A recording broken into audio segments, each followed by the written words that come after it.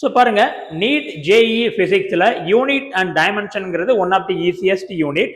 But நீங்க கவனக்குறைவா இருந்தீங்க அப்படின்னா உங்களுக்கு ஆன்சர் தப்பாயிரும். ஓகே, வாங்க ஒரு கொஸ்டினை நம்ம பார்க்கலாம். அசர்ஷன் ரீசன் டைப்ல. ஸோ இப்போ என்ன சொல்றான், two physical quantity have same dimensions. Okay, then they can be certainly ordered or subtracted.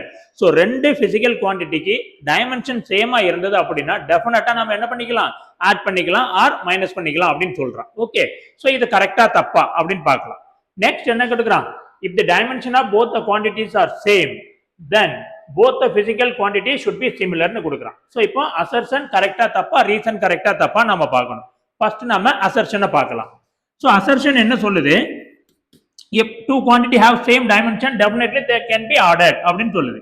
இப்போ இது ஒரு லென்த், இதோட இன்னொரு லென்த்தா இருந்தது அப்படின்னா டெஃபினட்டா ஆட் பண்ணிக்கலாம்.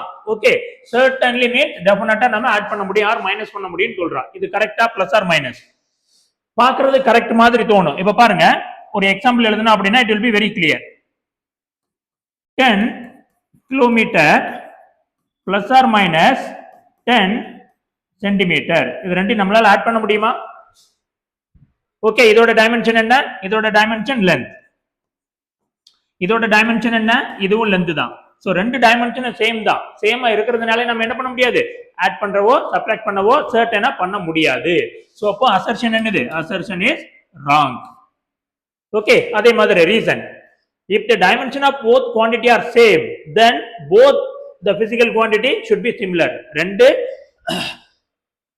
குவான்டிட்டியோட டைமென்ஷன் சேமா இருந்ததுன்னா அந்த ரெண்டு பிசிக்கல் குவான்டிட்டியும் சிமிலரா தான் இருக்கணும், should be similar அப்படின்னு சொல்றான். ஸோ அது கரெக்டா இருக்குமா பார்க்கலாமா? ஒரு எக்ஸாம்பிள் பார்த்தோம்னா இது வெரி கிளியர் ஆயிரும்.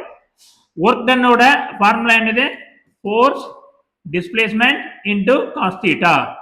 ஃபோர்ஸோட டைமென்ஷன் என்ன, M L T power minus 2. டிஸ்பிளேஸ்மெண்டோட டைமென்ஷன் என்ன, எல். காஸ் தீட்டாவுக்கு டைமென்ஷன் கிடையாது. அப்போ ஒர்க் டன்னோட டைமென்ஷன் என்ன, M L square T power minus 2. இது ஒர்க் டன். டார்க்குள்ள ஃபார்முலா என்ன, what is the formula for torque? Torque is R F sin theta, R cross F.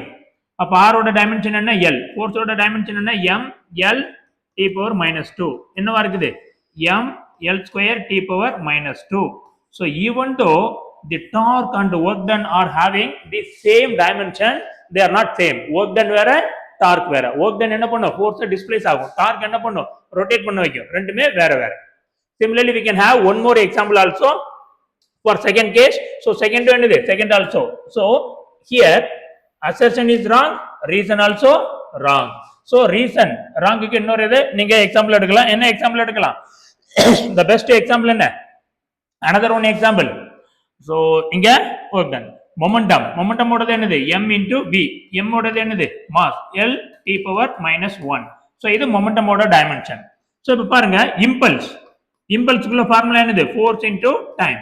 அப்போ ஃபோர்ஸ் என்னது, M L T power minus 2. இது T. அப்போ இதோட dimension என்ன, M L T power minus 1.